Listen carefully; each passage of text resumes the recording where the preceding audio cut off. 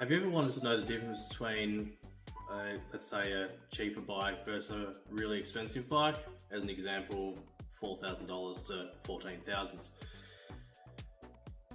There is a big difference, and I'm going to show you why. The first one I want to go over is the componentry and the parts. Now, I'm going to use gears as an example for this one. So on your lower end bike, you're going to have non-competitive parts, something that's pretty cheap to replace. Let's say on a cheap bike, they're going to be $100 to replace, versus the really top end one is probably going to be more like $600 or $700. Now, there is different grades all through the different models. When I talk about models, I'm talking about lower end right through the top end of the same or similar bike. Now, the differences there is the lower end parts have lower graded material and the higher parts use higher grade material. There's an example, you might have like plastic body on a derailleur versus aluminium or titanium. Probably not titanium, most likely aluminium. And more precise pins, parts, springs, all that sort of stuff. The next one I want to talk about is the other parts on the bike, aero parts, stuff like that. We can use handlebars as an example for this one. So on a basic road bike is going to have, the drop bars on it, and they're going to be made out of maybe steel or maybe some light grade aluminium. Retail, they're only about, we're talking Australian dollars here, maybe $60, $80, something like that. Now, when you go up to carbon, that price jumps up drastically. We're talking $250, $350, $450, and when you get to like aerodynamic bars, where instead of them being round, they're kind of flat. Some of them, I think the Trek RSL bars a couple of years ago when I worked there were somewhere around the $800 mark. So that kind of puts it into perspective. The bars are not the only thing as well. There's other componentry that is sort of the same thing. The next one I'll do is the frame and the other materials that you use. So we've got aluminium, there's different grades of aluminium. We've got carbon, there's also different grades of carbon as well. Two that I know of, there's more, but two that I sort of know more from my experience in the bicycle world. Now, aluminium versus carbon, there is a big difference in the pricing of that. Now, when it comes to a retail bike, this is going back a few years ago, call it maybe 2012 or something like this, we had two bikes that were identical, but one was a carbon frame, one was aluminium frame. And the price of that bike retail was about $1,000 difference. So that's one of the factors in why carbon bikes are more expensive than aluminium bikes. And that goes on through all the way. Like Trek have their SL frame and then their SLR frame. The SLR is a different grade of carbon, and the price jumps drastically between those two frames. Now, if you go down the depths of material costs and all that, you won't see that big of a jump in prices of the actual material itself. Now, another thing I need to explain here is why the drastic difference in pricing. One of the ones I want to bring to you is less made equals the shared cost of the design.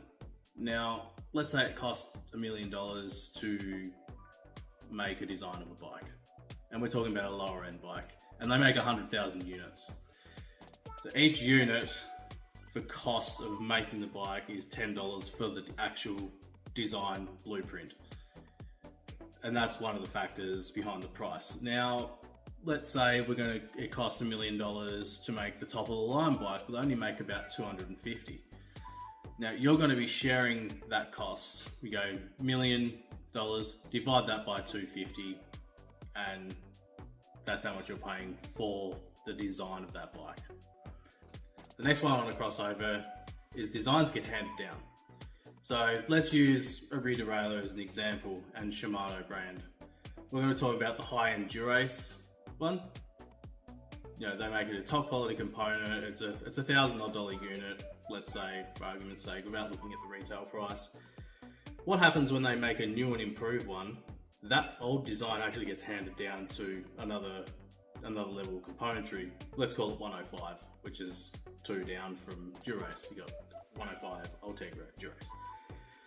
So the 105 in this example doesn't actually have a lot of design elements in it. It's an old design from Dura-Ace, which has been handed down, and they use less quality material.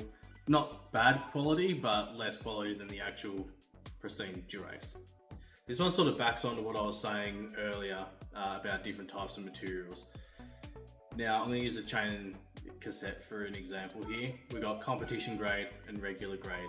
Now what that means is competition doesn't necessarily mean durable. However, you're probably using a lighter quality part.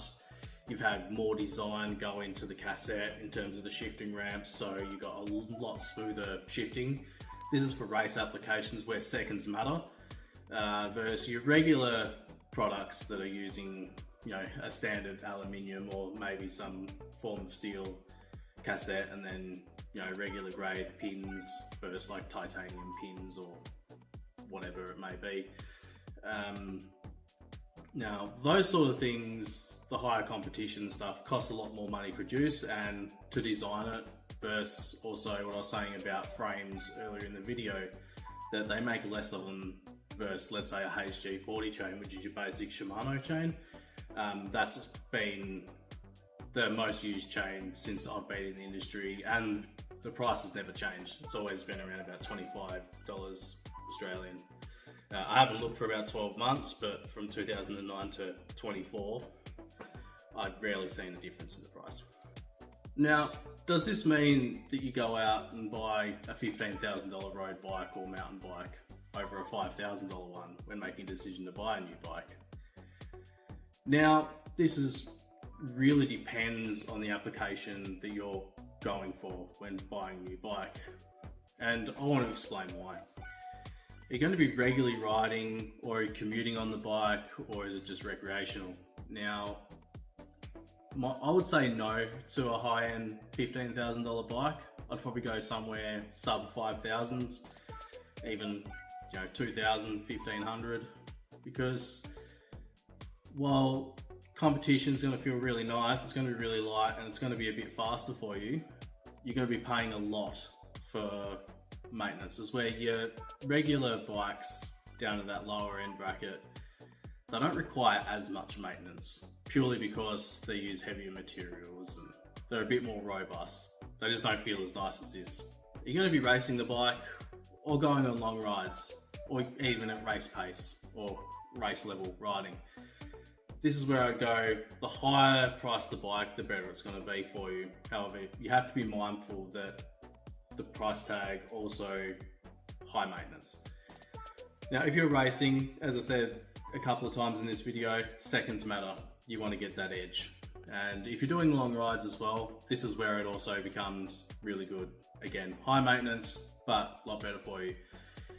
If you're planning to do a 250k road ride, you have your $1,500 sort of lower end road bike. Now, the bike's still capable of doing that, but if you go buy a $15,000 SLR9 by Trek, that bike's going to be much faster, you're going to be way less fatigued, and the reasons are simple. The bike is lighter weight. When you get to that SLR Madone as an example, everything's aerodynamic, so you're actually using less power in your legs to do the same amount of pace. And it makes the bike more enjoyable to ride. And probably another part of this as well is, like, if we went down to mountain bikes, for example, a $1,500 mountain bike versus a $15,000 mountain bike. Now, while a test ride out on the path may not actually show you the big differences between those two bikes, you go send them down a mountain, that $15,000 bike is going to feel way more smooth than your $1,500 bike. Or even using a high versus very high example, like I had a Fuel EX6, which was a really good bike, don't get me wrong, but the quality of that bike versus, let's say, a full carbon counterpart, we're talking $5,000 to $6,000 mark to something that's about 14.